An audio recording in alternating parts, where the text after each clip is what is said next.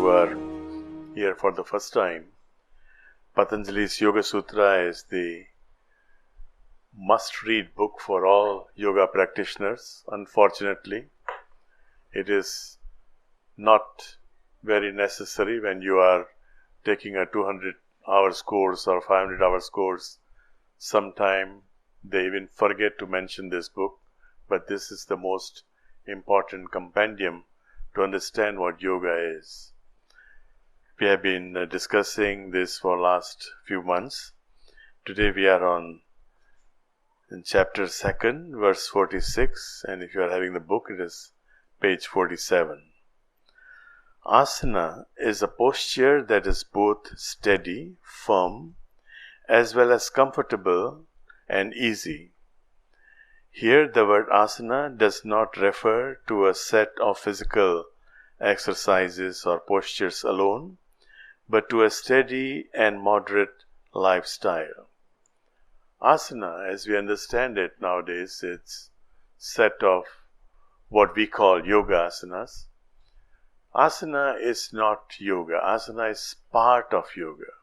Yoga is a lifestyle. So you cannot just be doing asanas and you feel that you have already done yoga. No. If you do not live the yogic lifestyle, then asanas are just gymnastics.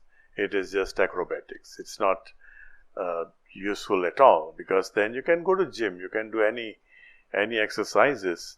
Yoga is about lifestyle. Now here Patanjali, the great grandmaster of yoga, thousands of years ago, he already explained it, that asana does not refer to a set of physical exercises alone. First of all, the word asana is very important. It means steady or firm and comfortable. So if you are learning some yogic postures and you are forcing yourself to do any one posture that is not comfortable to you, including sitting on the ground like this, if you find it not comfortable, then go and sit on the chair. There is no such thing as that you must sit on the ground. So first and foremost, asana should be comfortable. Yes, ideally, you should be sitting on the ground, but if it takes time for you to get used to it, it's all right. You don't have to force yourself. You don't have to break your bones. You don't have to hurt your muscles. Take your time. The most important thing for the flow of energy in your body to be smooth is you are sitting like this. All right. As long as your spine is straight, it is okay. And then by and by, you can learn some postures, and nowhere Patanjali says that you should master so many postures. Few postures. Actually, he is referring to only one posture. But okay, few postures. So I have given here in this book something like 17 or 18 postures, which are the most easy. Anybody can do it, right from age 3, age 4, until as long as you can move your body, you can still do these exercises. And we have put some affirmation so that if somebody has not read Patanjali, at least there will be some benefit for them also. So this is very important to understand, that asana does not mean that you have to force yourself to do any posture. You have to be very easy, comfortable, and few postures would suffice. You don't have to master all the postures. 47. From such steady and comfortable asana, implying from such lifestyle as explained above, arises effortless relaxation, ultimately leading to the union with Ananta, the endless or the eternal. Here asana also means moderation. An easy life, a moderate life. A moderate life. You don't have to go extremes. In another textbook, that is Bhagavad Gita, it's very clear that you have to maintain a moderate lifestyle. And what is moderate lifestyle? even the food habits. You don't have to eat overcooked food. Indian food nowadays, what we call Indian food, unless it is home cooking, the Indian food that you get in Indian restaurants, they are not even Indian food. They are Mughlai food, Mongol food. And that food is overcooked. So even though that is vegetarian, it is not a moderate food. Not overcooked and neither raw. Raw and overcooked. Once you are eating raw vegetables, your system is not made for raw vegetables. When we were billions of years ago, hundreds of thousands of years ago, when we were animals, yes, we could digest raw food because our intestine was not that long. We had not developed that kind of long intestine. Right now, if you eat raw food, we have got research done on this subject. If you have gone for raw food diet for about 20 years, you'll develop bloating stomach. You'll develop certain issues with your stomach. So be careful, not raw food, not overcooked. It should be sauteed, it should be boiled a bit boiled, but not raw, not overcooked. And this is how lifestyle should be. This is the kind of lifestyle that yoga advocates. Not too much sleep, not too little. Everything, in every aspect of life, you have to have moderation.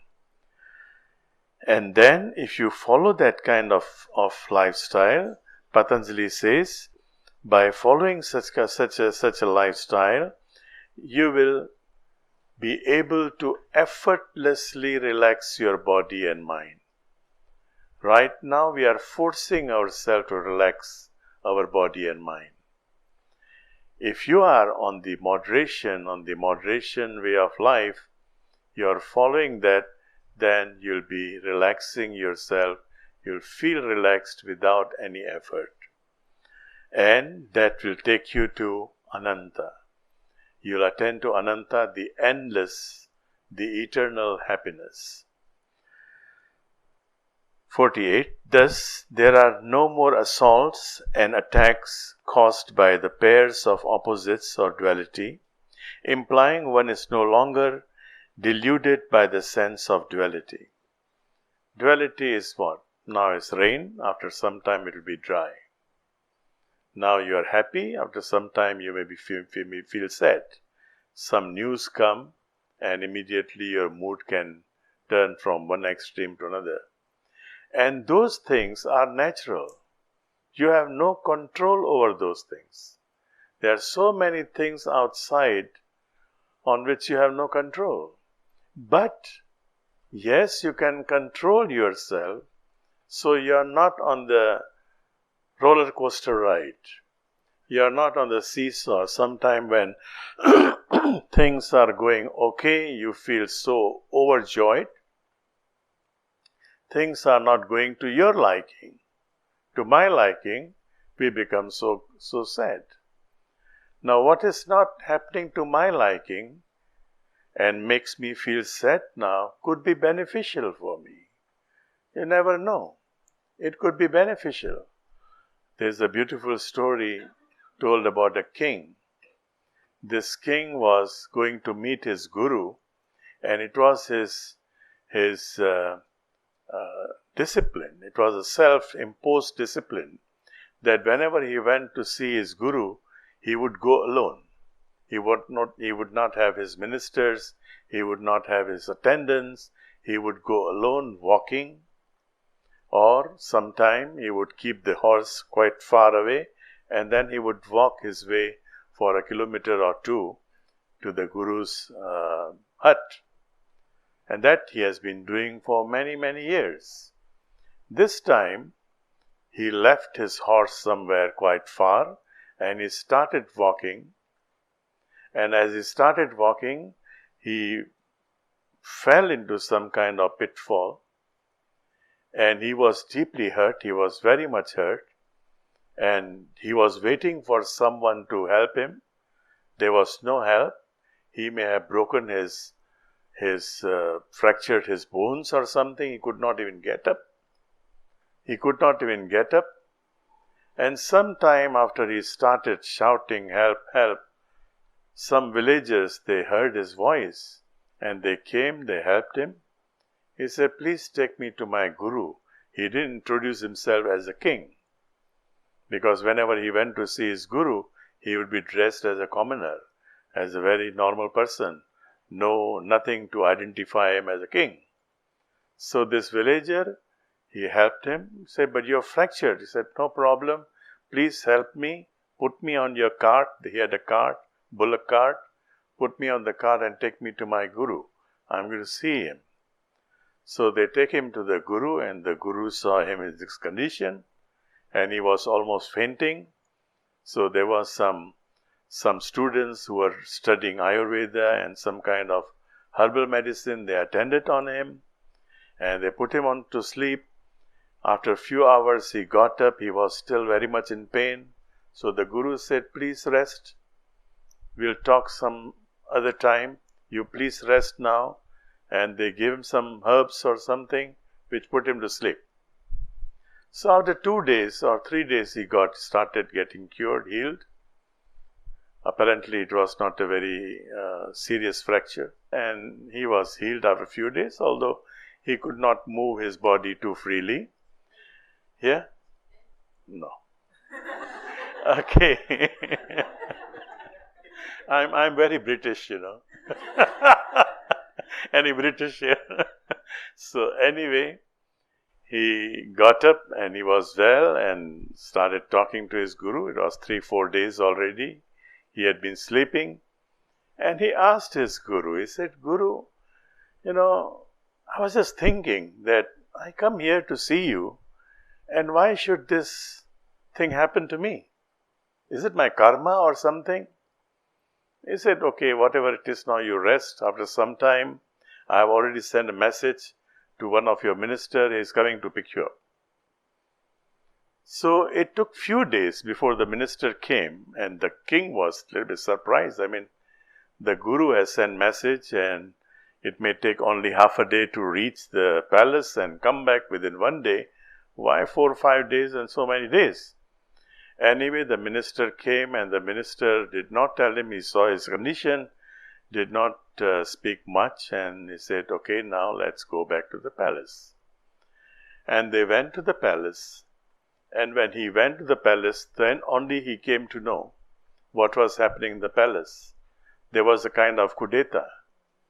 And if he had been in the palace during those days, they would have killed him. He would have been killed. So then he realized that what the guru did to me was for my own benefit, although I did not understand it. At that time I was complaining, why should this thing happen to me? But had I gone back the same day or next day to the palace, I would have been killed already.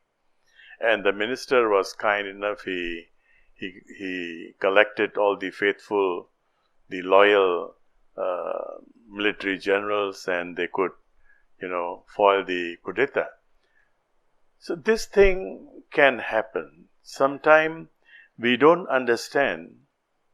We don't understand the big picture. We don't see the big picture. And we start complaining. Why is this not happening to me? Why is that not happening to you? So, once again, coming back to this, freedom from the sense of duality. We keep complaining when something is not happening. We keep complaining, why this, why this, why this.